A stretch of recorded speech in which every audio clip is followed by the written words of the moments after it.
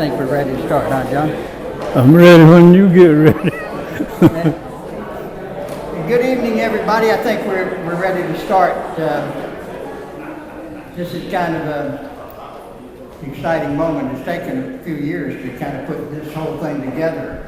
The Historical Society applied to the state of Florida for a grant to sponsor these events, and the idea is that we will do 4 of these events a year for the next 5 years, which at the end of that time, I failed math, but I think there's 40.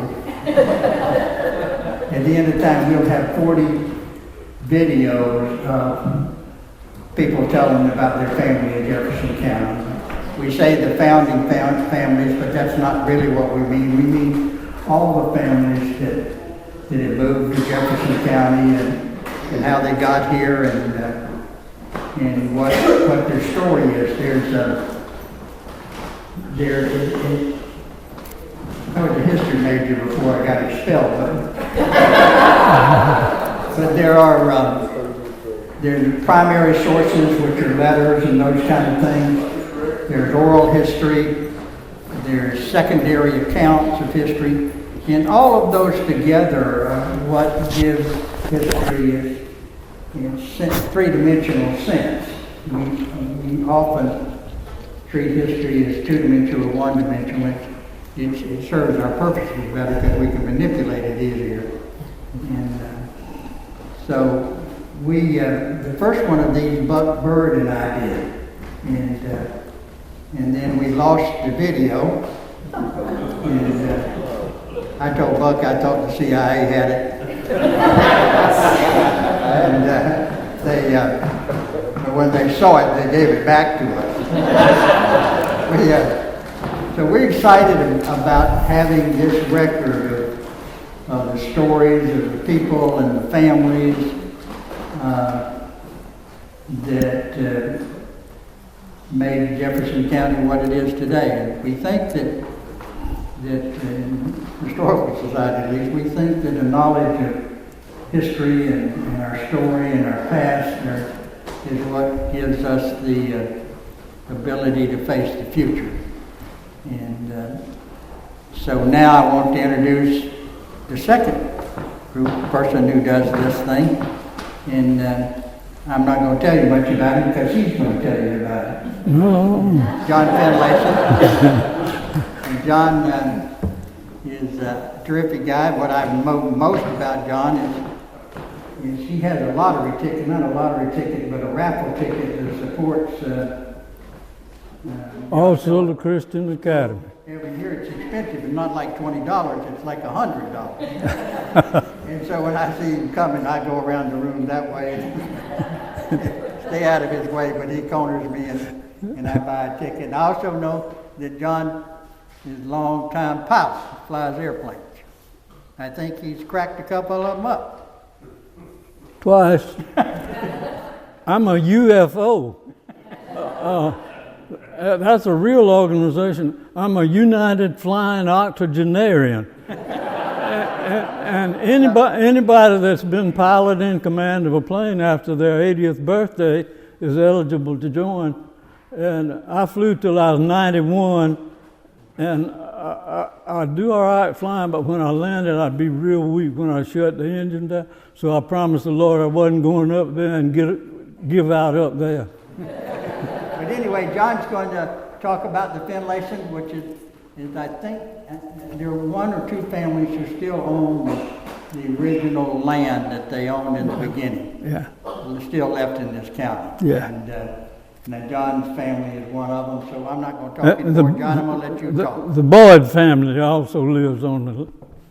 Okay. Okay, first I want to thank the Historical Society for giving me the opportunity to talk to all this one. I never saw so many friends. I thank you all for coming.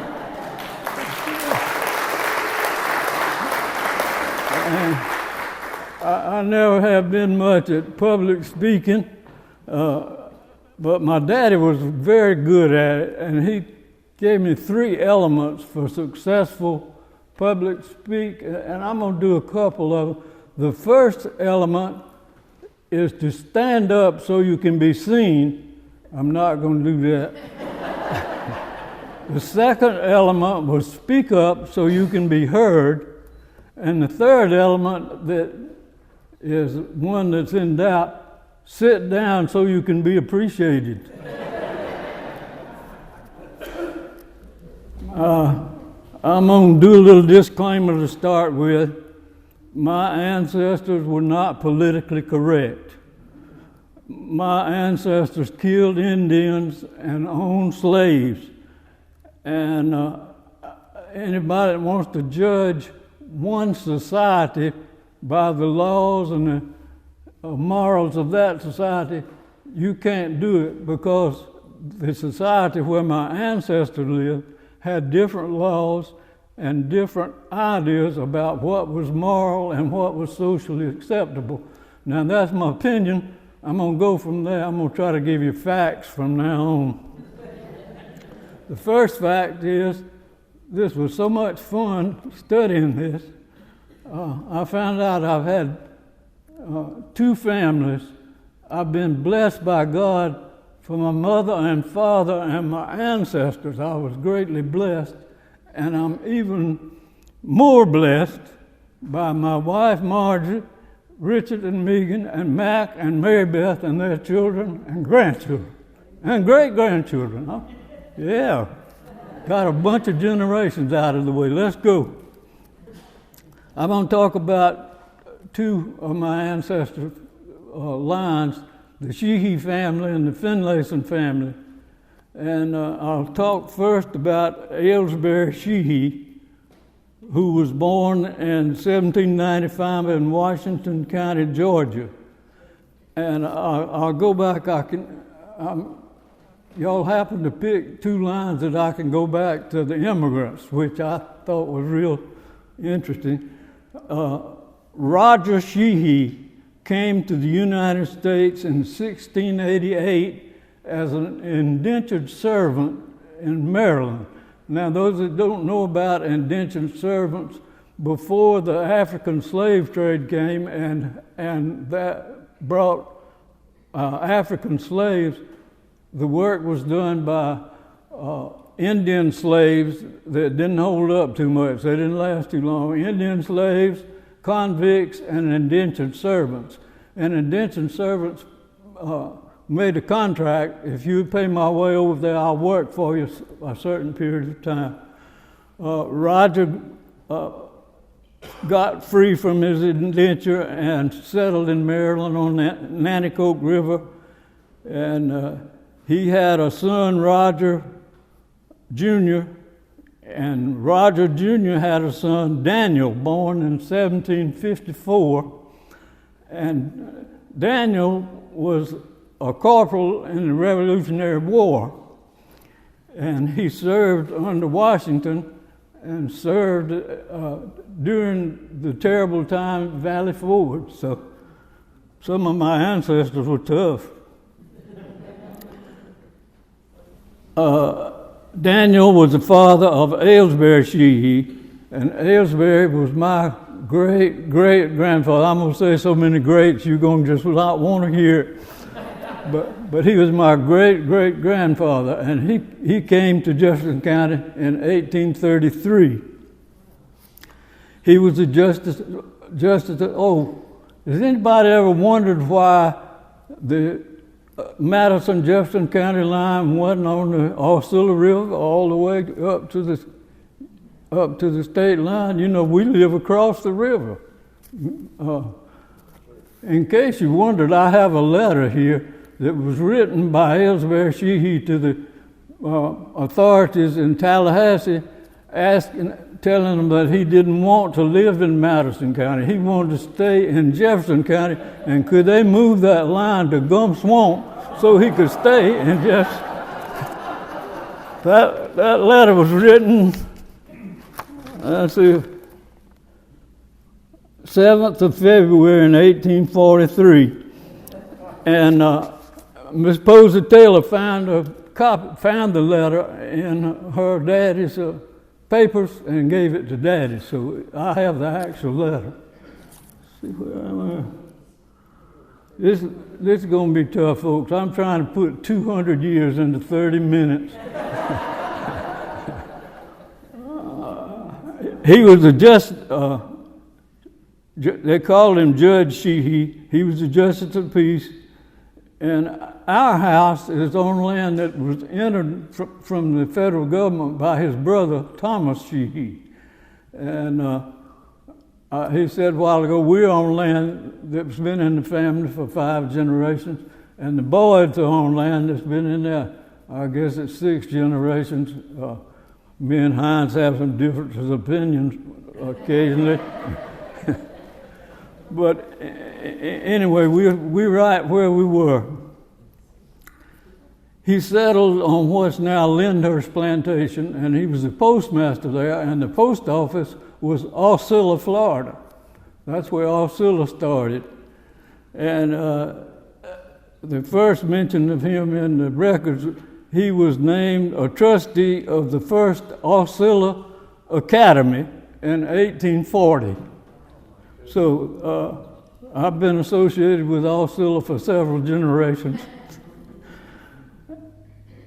In 1842, he commanded an expedition in the Second Seminole War to drive out and exterminate the Indians, was what he said he was going to do.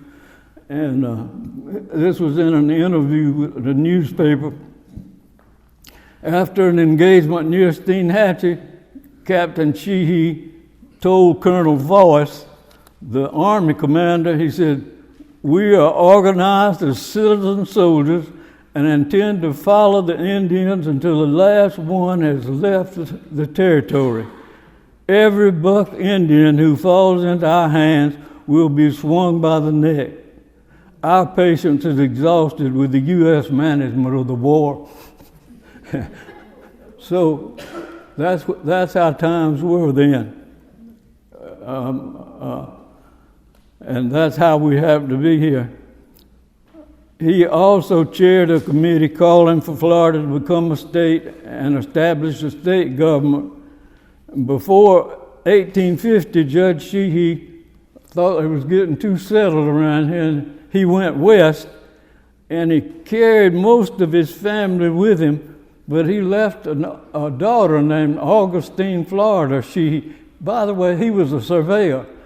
He was a surveyor general of Georgia at one time, and Augustine Florida was one of his daughters. Another daughter was Darien, and I guess that was Darien, and another one was Savannah, Georgia. So as a surveyor, he had the children well surveyed, looked like. That's about all I know about him. I've corresponded with some of his ancestors out in Louisiana. He went out as far as right across the river from Shreveport at Bocalusa is where I corresponded, and I don't know much more about him. Now I'm going to talk about somebody that I ought to know a lot about. I'm going to talk about John Finlayson. And this is the first John Finlayson. If you go in our family cemetery, you better take 2 hands to count the John Finlaysons. And there's me and Mac and Jay still yet to get to the cemetery. So we're doing all right with our Johns. When we have the election at the cemetery, John's going to win. John was born in 1810 in Marlborough District, South Carolina. He's the son of Daniel Finlayson, who is an immigrant from Scotland. Daniel was born in 1782 and immigrated to this country in 1800. Probably flew up the Cape Fear River, was where most of the Scots came in. And he was associated with the McCrae family. Mama was descended from the McCrae family. And it's kind of interesting. The Scots, as you know, were pretty clannish, so the Finlayson clan and the McCrae clan were very close and moved together. And when I went up to, my project for the bicentennial year was to do personal genealogy. And I went up to Bennettsville, South Carolina to find out a little bit about the McCraes. I didn't know Daniel Finlayson even existed at that particular time. And I got up, then you couldn't go to who the folks on, it wasn't any internet or anything. You had to go to cemeteries, clerk's offices, and state archives. That's where you had to go to find out your information. So I went to Bennettsville, and luckily the clerk was also descended from the McCraes. And we had a couple-hour conversation. And he gave me this paper that was a settlement of an estate of Christopher McCrae, and all of my McCrae ancestors were buying the plows and the saws and the hammers and the gear for the mules. And great-great-granddaddy Finlayson bought a rocking chair. So I know where I got that gene, and I thank him for it.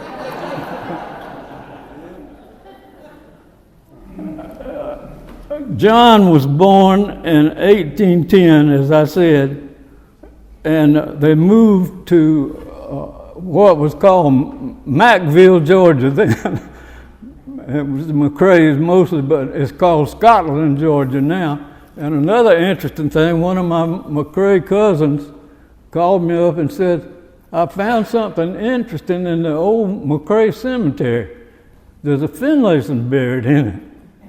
I said, sure enough. So we went up there, and it's Daniel Finlayson, my great-great-granddaddy McCrae and great-great-granddaddy Finlayson in the same graveyard. So I thought that was interesting. Then I found out John Finlayson married Christiana McCrae. Mama's a McCrae. I got to figuring it out. Mama and Daddy were fourth cousins, and I'm my own fifth cousin. which I thought was quite unique. Okay, let's get back to what we're supposed to talk about. When John was 8 years old, when his daddy died, he helped his mother on the farm, and at 15, he taught school 1 year. I don't know how he got able to teach at 15, but that's what happened. He didn't like school teaching, it was too slow. Then he became a store clerk, and when the clerk saw how well he was doing, he bought another store and put John in charge of that store to run it. Then two of my McCrae ancestors were in partnership at Jacksonville, Georgia. That's old Jacksonville. It was Jacksonville when Jacksonville, Florida was Wakapalatka, which is Seminole for cow forward.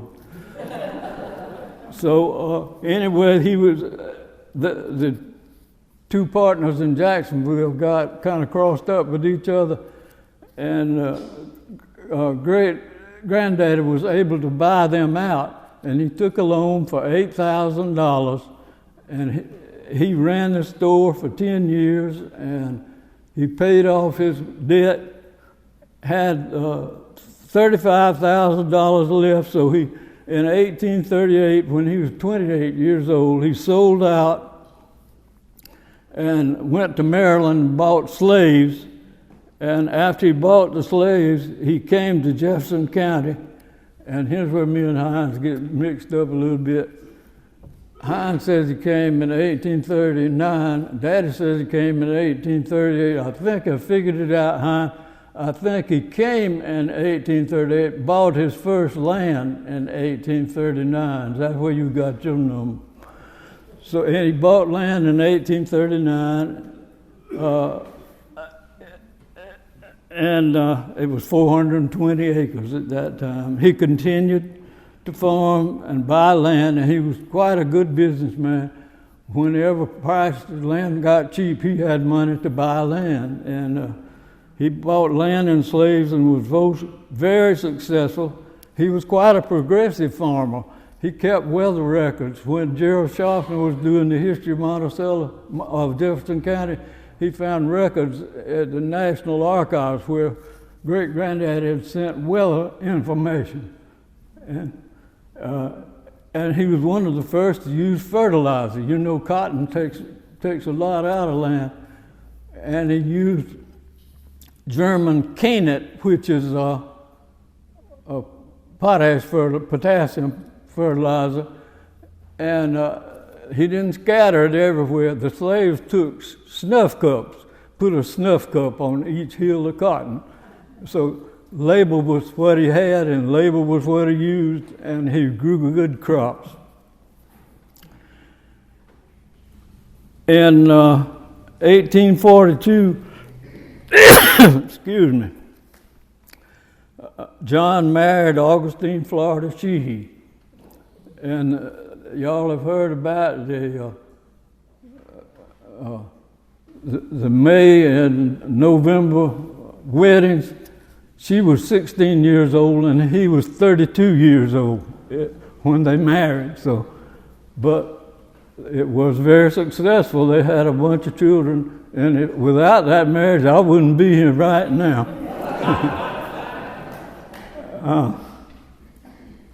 John was attacked by Indians while hunting with friends down around Gun Swamp. And while they were hunting, the Indians got them kind of surrounded, and they really lucked out. A couple of their partners were going to hunt with them, came late, and they came up shooting. They came up shooting and hollering and ran the Indians off. But in the fight, great-granddaddy got hit in the leg, and he limped the rest of his life. I was real glad to hear that. I'm not the first John Finlayson to limp around Jefferson County. So after that, the plantation life, there was a very active social life out at Asheville then. Margie, we missed out on the very active social life in Asheville. But there were 2 or 3 big plantations out there. General Bailey had the Cedars Plantation, and great-granddaddy had Glendower Plantation, and then I think Captain Jack Bailey had Lyndhurst Plantation after the Sheehys left, and they would have spend the day parties, and they'd have great feasts and music and dancing and just all kind of fun that they had from time to time. Then again, when gold was discovered up in Dahlonega, Georgia, the plantation folks got together and decided maybe that was what they ought to be doing, was mining gold. And they sent great-granddaddy up there to look the situation over, and he was quoted as saying, "There's much more gold to be had raising cotton in Jefferson County than you can find in the Georgia hills." In addition to farming, he was very active in business. I've already got a page. Only 14 left.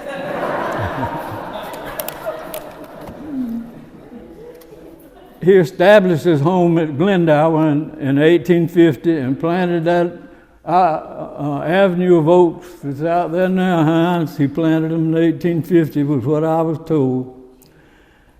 He was also active along with Daniel Byrd and others in trying to get railroads established. They had the cotton, they knew what to do. Now they got to get it somewhere where they could make cloth out of it.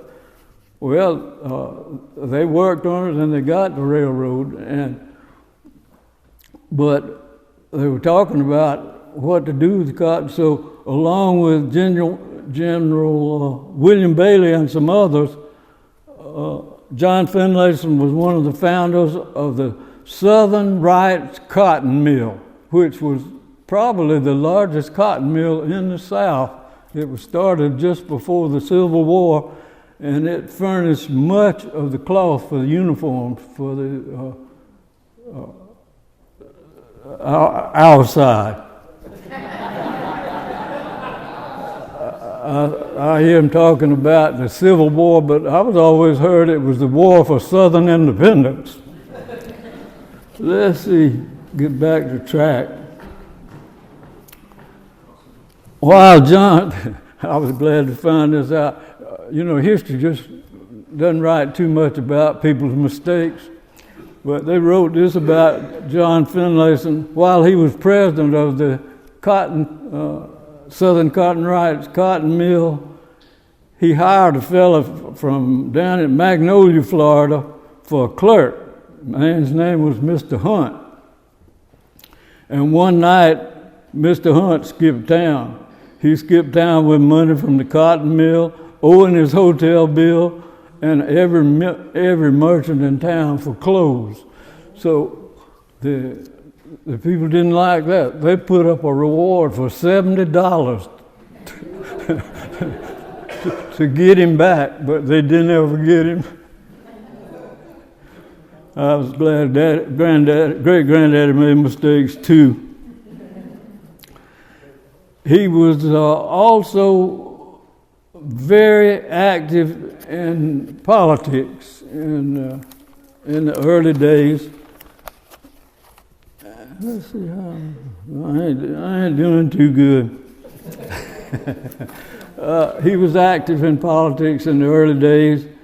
He was the representative from Jefferson County in the House of Representatives in 1846, 1850, and 1852. And he served in the Senate in 1850, 1859, 1860, and 1861, where he served as president of the Florida Senate. While serving there, he was called the watchdog of the Treasury. And I sure got that gene. I want to watch it all close. When I was on the Water Management Board, they said that they had heard that I was a fiscal conservative. I said, they got that all wrong. I'm a cheapskate is what I am. So they made me chairman of the budget committee.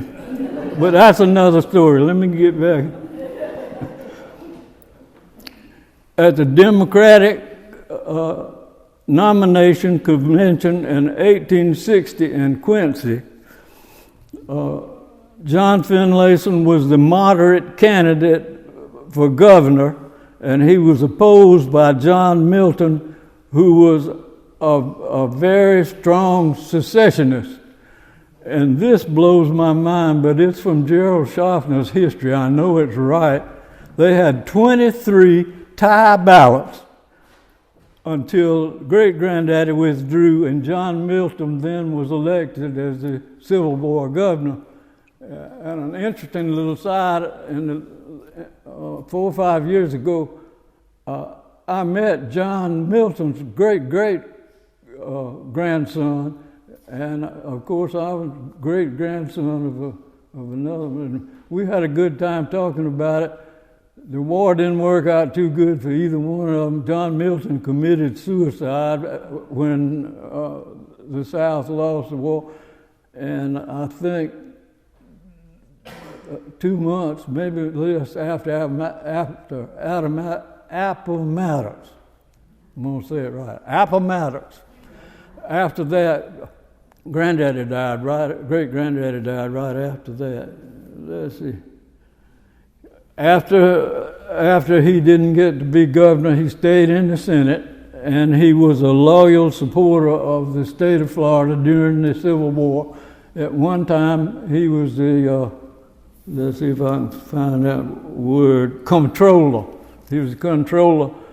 He bought bonds with Confederate money, but he also, instead of buying bonds, the state had a lot of land, and when he saw the state lead him, he bought land. He owned land all over the state of Florida at his death. He was quite an optimist. Right after the first Battle of Manassas, when we ran the Yankees all the way back to Washington, right after that, while he was in Richmond, he was still buying slaves in 1861. And he bought a blacksmith, and I thought that was interesting. Now this is the smartest thing he ever did, and something that our family benefited from greatly.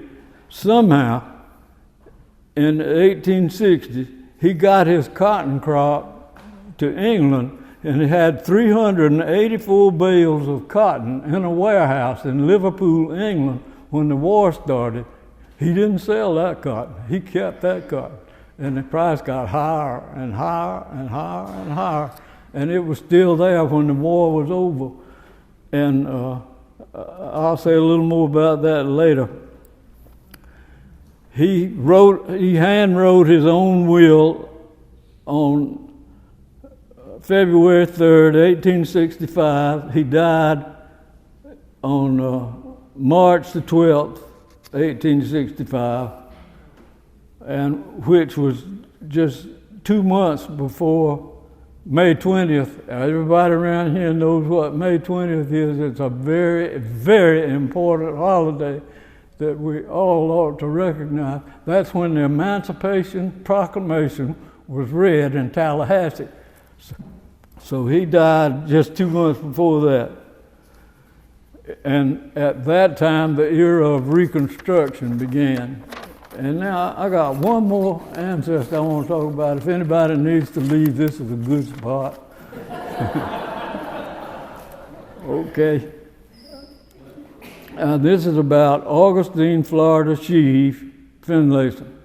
In the family cemetery and the monument with great-great-granddaddy and his wife, it's John Finlayson on one side of the monument, and it's A. Florida Finlayson on the other side of the monument. And I was there with my older brother and daddy the first time I remember going in there, and my brother was about 12 years old. He said, "Daddy, why didn't they put her name on that monument? A. Florida Finlayson."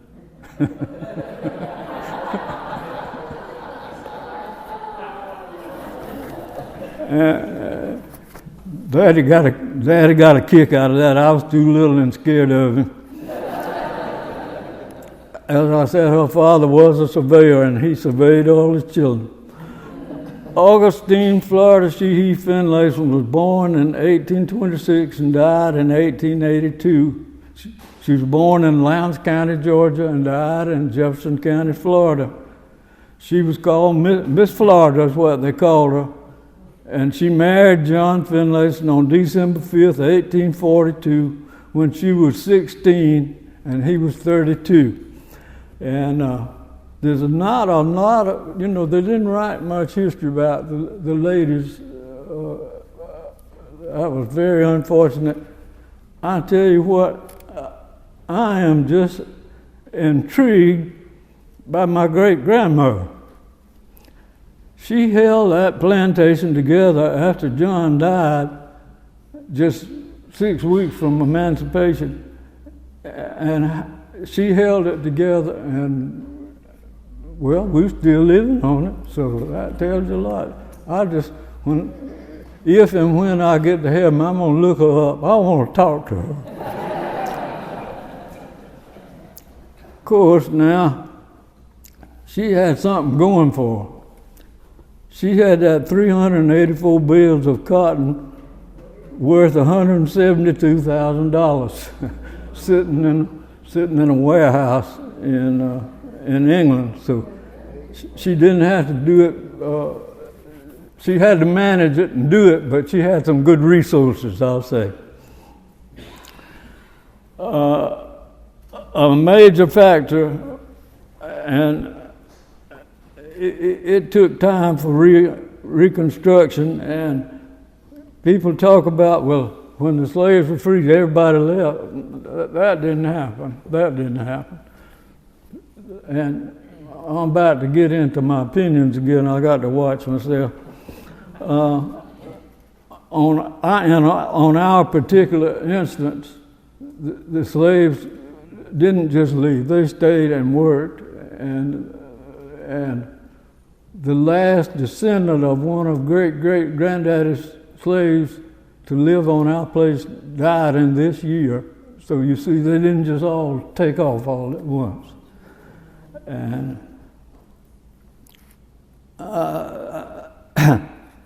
this was sort of interesting. She must have been a Methodist. She gave land for the Macedonian Methodist Church in Asheville, and it was a very active church until they invented the automobile, and then everybody started going to town to church, and the church just sat there. So when it was on our, right there, the land that she gave, Dad and I bought it from the Methodist Conference to put some hay and stuff in, and when we got the deed for the land, we had a deed for 2 acres out in the middle of Fred Boyd's field. We had owned the church all the time. and another thing about that, I guess Augustine Florida wrote that deed because Aylesbury, he was a surveyor, he would have gotten it right. Now, interestingly enough, we didn't exactly know all what we bought when we bought that church from the Methodist Conference. When Richard built his house, we had to run the light line over the cemetery, and the light company said, well, we've got to know who owns that land. So I went to the property appraiser's office, and Richard and Megan got their own church and cemetery in their front yard.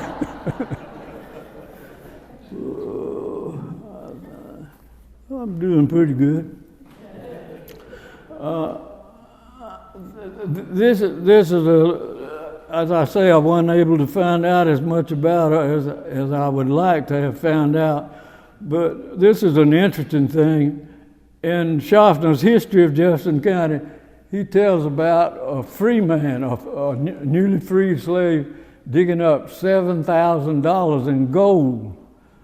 And the sheriff confiscated the gold, and Miss Florida Finlayson claimed the gold, and they awarded it to her. Now, go figure. Daddy tells about what they did. You know, it was kind of perilous times, and she had gold buried around, and the chicken nests all around, and she would go gather up eggs. And when she needed some money, she'd go and dig up a little, and this man found where she had buried that money. But I just thought it was absolutely, how it happened, I don't know, but it's in the history book.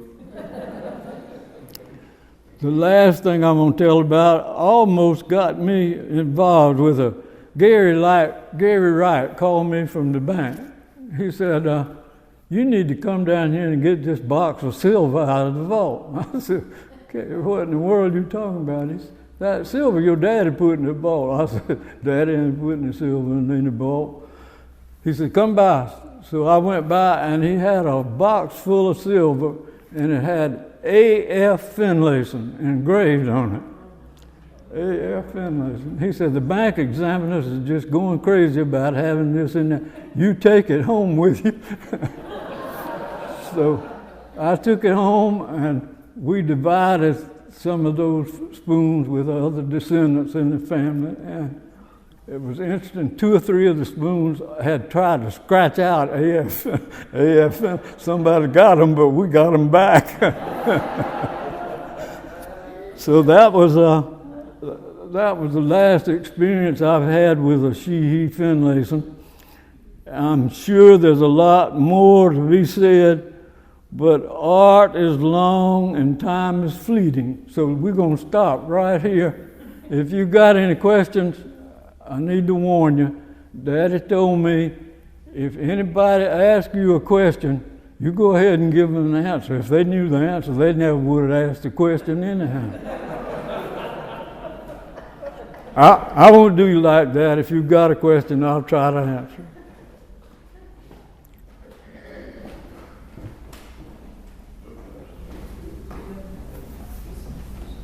Boy, did I ever cover the subject.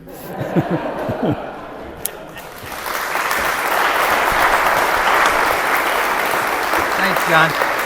My pleasure. One more time now. Wait a second. I'm going to thank all of my friends for suffering through it.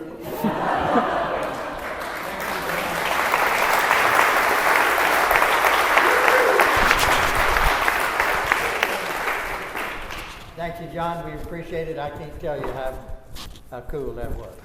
Well, it was a lot of fun. I enjoyed it. Dynamite.